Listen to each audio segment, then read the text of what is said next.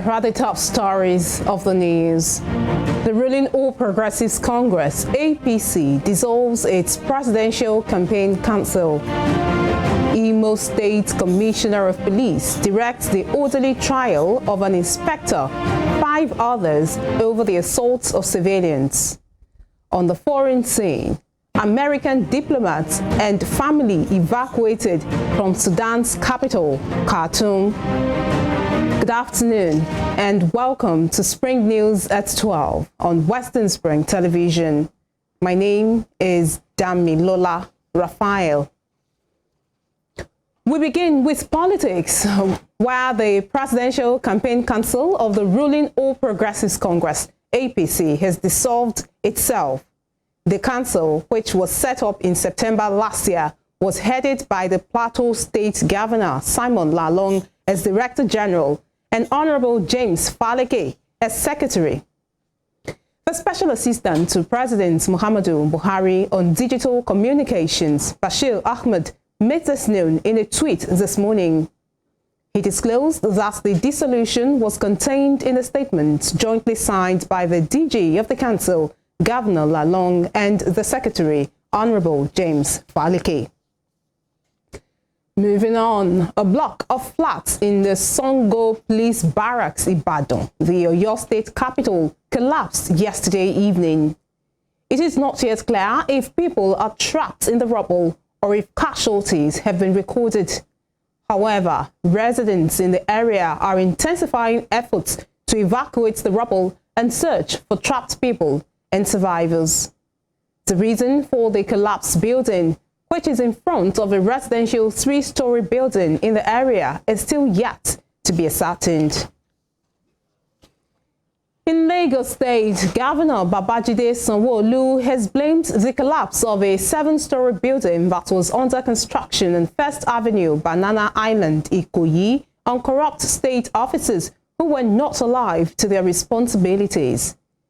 He also blamed the recklessness of errant developers that are hiding behind federal government agencies and issuing building approval for the recent collapse.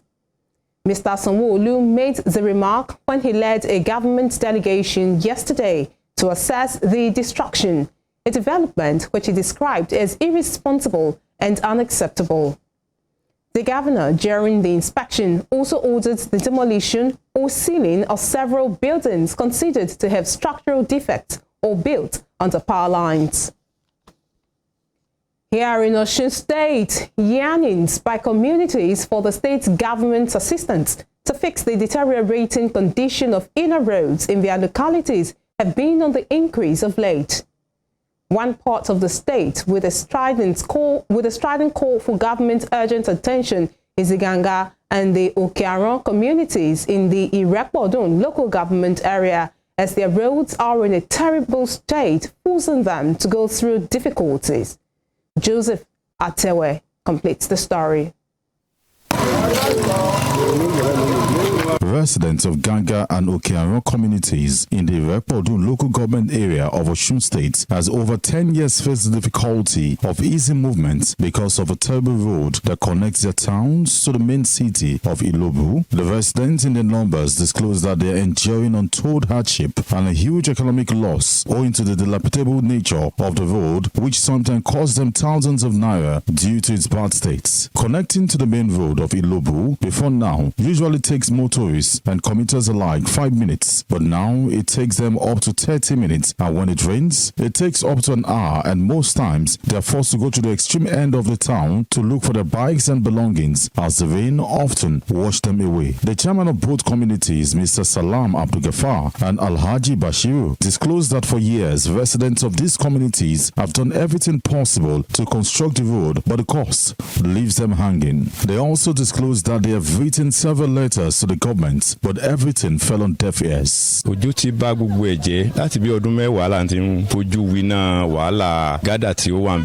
rain has spoiled everything. We have been going through this for more than 10 years. Since the rain washed this road off, once it rains, we go the extra mile, like 12 kilometers before getting home.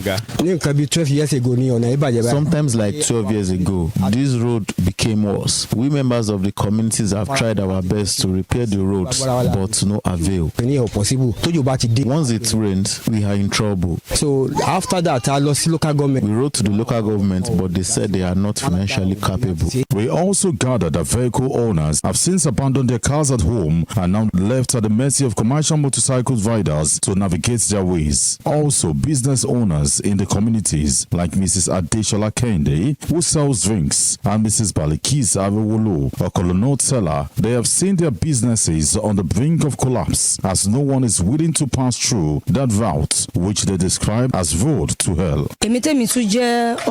Because of this road, I am a market woman. Because of this road, I stopped selling bottled drinks. Hence, I resorted to pet drinks. Because one of the trucks that brought drinks for me had an accident. Like 15 crates of their bottle got wasted.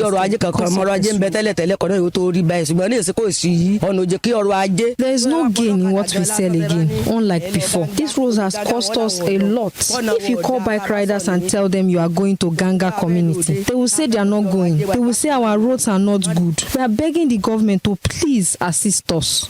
Mr. Tajuddin Olonwa, a resident of Ganga community, spent less than 100 naira to access the main city of Ilobu, but after the road got worse, he spends more than 5 times of the amount, and when it rains, it is better to sleep outside the community than face hell.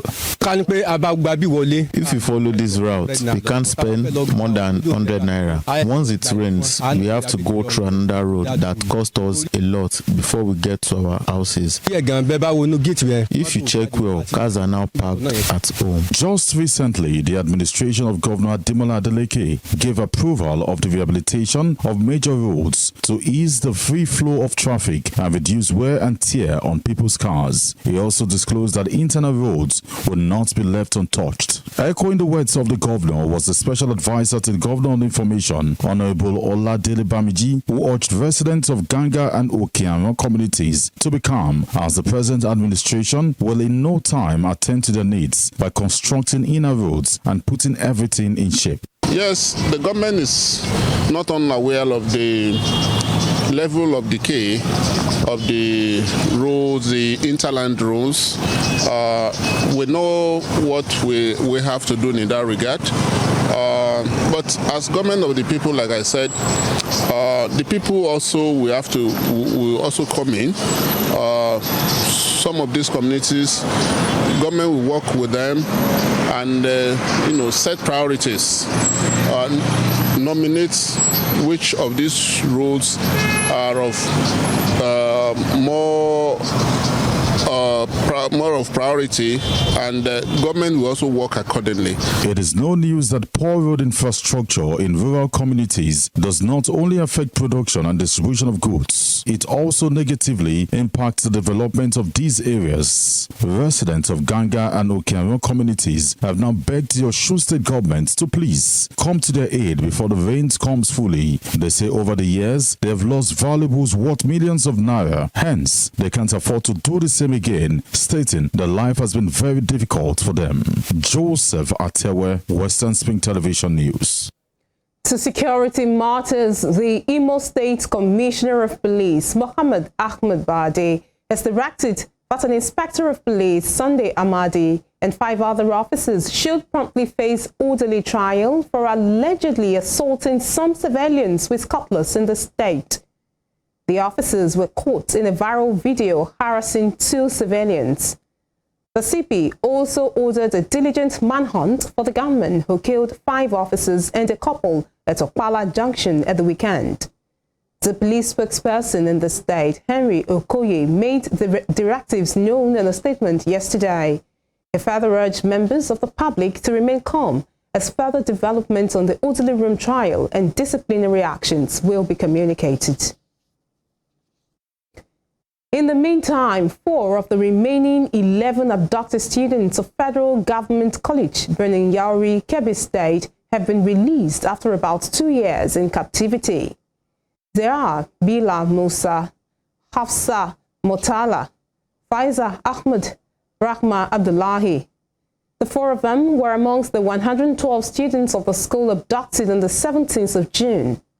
According to reports, parents of the victims and members of the community raised the ransom demanded by the abductors. It was gathered that about 80 million naira was paid to the kidnappers. In Anambra State, the government has approved the establishment of a Bureau of Missing Persons. Commissioner for Information, Paul Nwosu, in a statement yesterday, said the approval was made at the State Executive Council meeting. He said the Bureau would be domiciled in the Ministry of Justice, noting that the establishment is part of the fulfillment of the recommendation by the Truth, Justice and Peace Commission. The commissioner said part of the mandate of the Bureau was to trace cases of missing persons and come up with the needed database to support police investigations and eventual prosecution of suspects.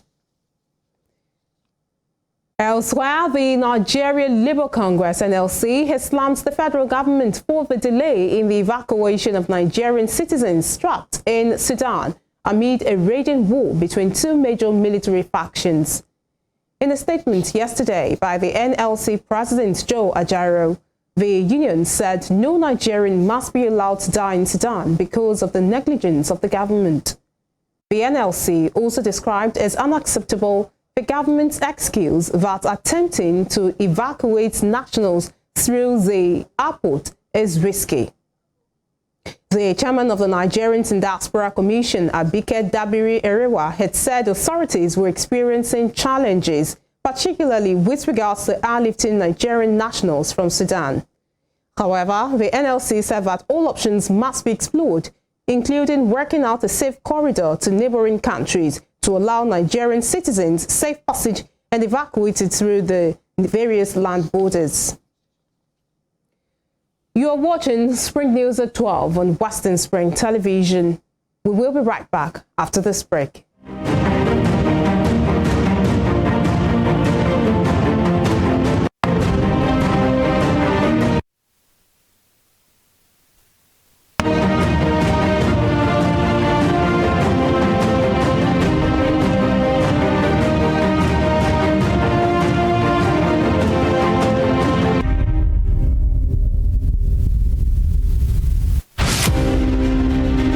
The Berlin Conference of 1884 defined the configuration of Africa, which hitherto existed as a continent of multiple kingdoms and empires under native rulers.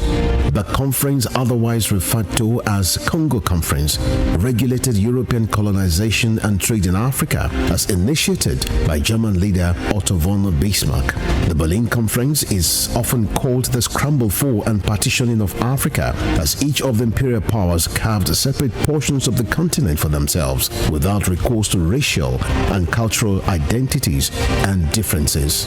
137 years after the Berlin Conference was held, Africa remains a legitimized playground for European nations that sought to exploit its wealth and resources and manipulate its human capital to promote trades and investments of Western powers.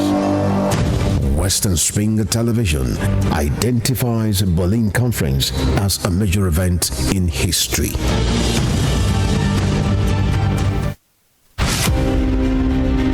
The British Empire was the largest and the most powerful in the world. At its zenith, the empire embraced a quarter of the Earth's land surface and imposed her imperial majesty's rule on more than 458 million peoples across nations and continents. The empire took off with overseas possessions and trading posts established by England, spread over 3 million kilometers between 16th and early 18th century. Like previous empires, the British Empire began to crumble on its weight of overstretched territories and growing unrest in our various colonies. Today, the British Empire no longer exists.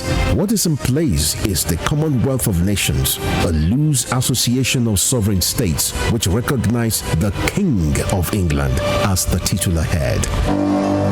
Western Spring Television identifies the British Empire as a watershed empire in history.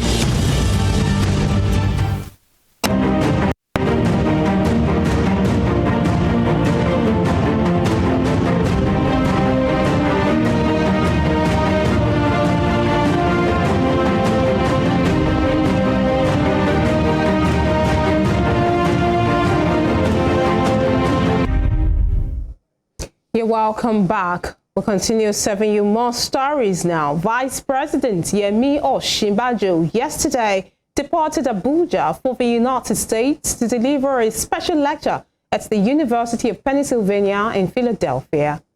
In a statement, Professor Osinbajo's spokesman Laolu Akonde said the Vice President would also participate in an interactive session with students and faculty coordinated by Professor of African Studies Wale Adebanwi. The Vice President's lecture on April 24th will be themed around climate change and the just transition and is hosted by the university's Center for African Studies. Professor Osinbajo, a leading voice and strong advocate for a just energy transition for Africa and the developing world, is currently spearheading efforts aimed at creating the African carbon market as one of the pathways of a just and sustainable transition. The Vice President is expected back in Abuja after his engagement in Philadelphia. In talking business, the Standards Organization of Nigeria, SON, has reiterated its commitment to continually drive initiatives that promote the development of halal product standards. The Director General of SON, Farouk Salim, said this would be done in line with internationally accepted standards for both domestic and foreign consumers. Mr. Salim made this known at the validation meeting of the final draft report on the roadmap and operational framework for the development of halal industry in Nigeria. The DG, represented by the head halal desk, Amina Haliru, emphasized the crucial role of standardization in achieving the set goal. Outside Nigeria, the group of 7 G7 economic powers has called for the extension, full implementation and expansion of a critical deal to export Ukrainian grain through the Black Sea.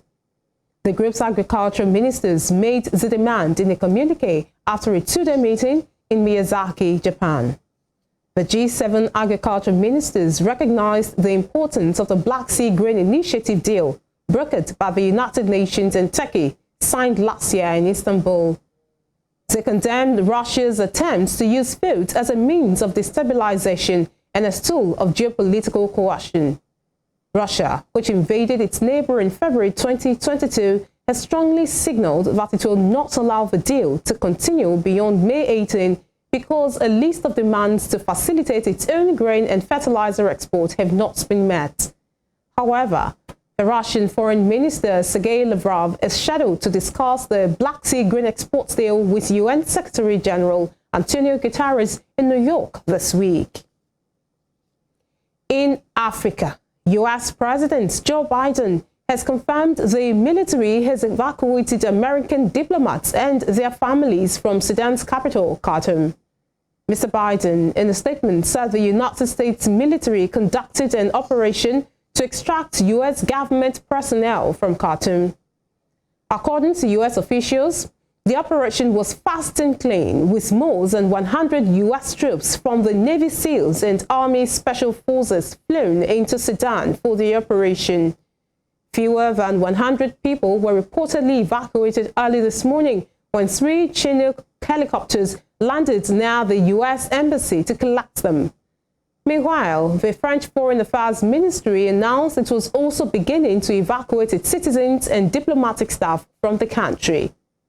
The past struggle between Sudan's regular army and the paramilitary force called the Rapid Support Forces RSF has seen heavy bombardments in the capital city, with hundreds killed and thousands more injured.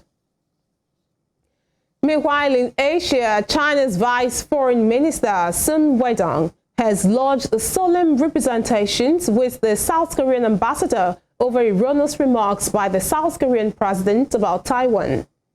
In an interview, South Korean President Yoon Suk-yeol said increased tensions around Taiwan were due to attempts to change the status quo by force, and he opposed such a change. Mr. Yoon said the Taiwan issue was not simply an issue between China and Taiwan, but, like the issue of North Korea, it was a global issue. However, the China's foreign ministry in a statement today said Mr. Sun made it known to the Seoul envoy that Mr. Yoon's remarks were totally unacceptable. Mr. Sun said the South Korean leader made no mention of the One China principle, but equated the Taiwan issue with the Korean Peninsula issue. In the Middle East, tens of thousands of Israelis yesterday joined protests against Prime Minister Benjamin Netanyahu's plans to tighten controls on the Supreme Court. The plans were posed last month in the face of a wave of strikes and mass demonstrations. The latest protests against the reforms come as Israelis are set to mark both the Jewish Nation Independence Day and Memorial Day, which commemorates those killed in Israel's wars and in terror attacks. The proposals would give the government effective control over appointment of Supreme Court judges and allow Parliament to overrule many decisions of the court. The government accuses activist judges of increasingly usurping the role of Parliament and says the overhaul is needed to restore balance between the judiciary and elected politicians. Critics have, however, said it will remove vital checks and balances underpinning a democratic state and hand unchecked power to the government.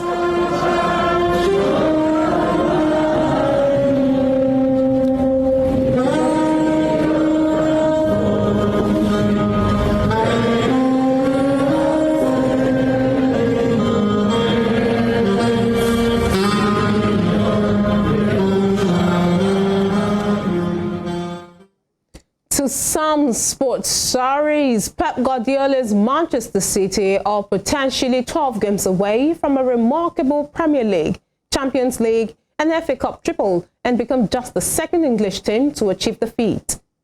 Riyad Mahrez's hat-trick was more than enough to pass City past Sheffield United at Wembley into the FA Cup final, ending their streak of 3 successive semi-final defeats in the competition. Manchester City hosts Premier League leaders Arsenal on Wednesday, trailing by 5 points, but with 2 games in hand, and have a Champions League semi-final against Real Madrid on the horizon. Guardiola has been quick to dismiss any talk of the treble, again calling it far away after the Wembley semi-final victory. Despite the fact that he admits the whole club has the right mentality to win trophies, as his side are on a 16 games unbeaten run in all competition. Yeah, it was really important. Today is a final, and these decisive situations are key. In this type of games, many things would happen if the first action that they had to score a goal. And they defend well, we start to play anxious, and they make another transition, and you can lose a game. So that's why be stable in those situations, and Stefan make another exceptional game. Many players that don't play regularly help us a lot to make a really good game, like Sergio was, and many of them. So, and yeah, so this Sheffield is not mathematically, but it's already team of the Premier League next season. So.